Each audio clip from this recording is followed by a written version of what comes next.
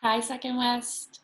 I am here to read you chapter 19 of Where the Mountain Meets the Moon. And it actually opens with this really pretty picture. So I wanted to share. Chapter 19. Minli started awake as she heard the scraping of the door against the dirt. The moonlight streamed in from the window, lighting the bare hut. The boy had given her his pile of grass to sleep on and joined the buffalo, using some of its grass as a pillow. But as the buffalo snored loudly, Minli could see the bowl-shaped hollow in the hay was empty. "I wonder where he went," Minli said, and she found herself thinking of Ma and Ba and Dragon, all waiting for her. Suddenly, the room seemed to ache with loneliness. The boy must be meeting his friend, Minli realized, and unable to control her curiosity, she crept to the window to peek. Yes, the friend was there. Minli was startled when she saw her. Even with the buffalo boy blocking most of her view, Minli could see his friend was beautiful, even more beautiful than he had described her. She seemed to glow like a pearl in the moonlight, and her deep blue silk dress seemed to be the same color as the sky. The bag she held in her graceful hand seemed to be made out of the same silk, but the silver thread embroidered on it made it look as if it were made from a piece of the star-scattered sky. That's some beautiful, playful language. Everything about her seemed finer and more delicate than the average person. There was definitely something unusual about the buffalo boy's friend. Minli watched her laugh and then listened intently as the buffalo boy spoke. He gestured to the house, and Minli ducked down just out of sight as the friend glanced toward her. He must be asking her about how I can see the king, Minli thought.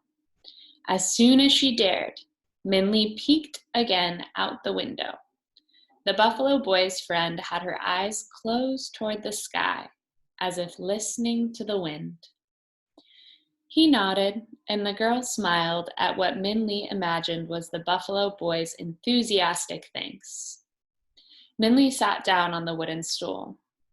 She knows a lot of things, the buffalo boy had said about his friend. After seeing her, Minli was ready to believe it. But who is she? Minli asked aloud. And just then, the buffalo boy came back inside. "Oh, you're awake," he said when he saw Minli.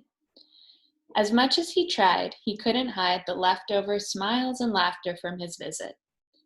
His eyes sparkled as he sprawled himself out on the bed of grass. "I talked to my friend. She said that the king might be at the Market of Green Abundance tomorrow morning, but you are going to have to find him yourself." "Really?" Minli said. "How does she know?" The boy shrugged. "You didn't ask?" Minli asked. "Don't you think it's mysterious that you only see her once in a while? And you never visit her? She only visits you? And that she knows things like where the king might be tomorrow? Who is she, really?" "She's my friend," the boy said simply. "That's who she is, and that's enough for me." As Minli looked at the buffalo boy aglow with happiness against his poor surroundings, she saw it was enough for him, more than enough, as the smile that kept curling on his face told her. Minli's questions fell from her as she realized there was nothing else to say. And that was a very short chapter, but that is the end of chapter 19. So since we've been working on determining what's most important in reading, pause and see if you could retell or summarize just the most important parts from this to yourself.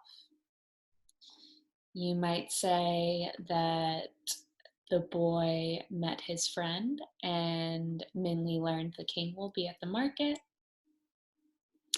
Well, thank you so much for reading with me today, Second West.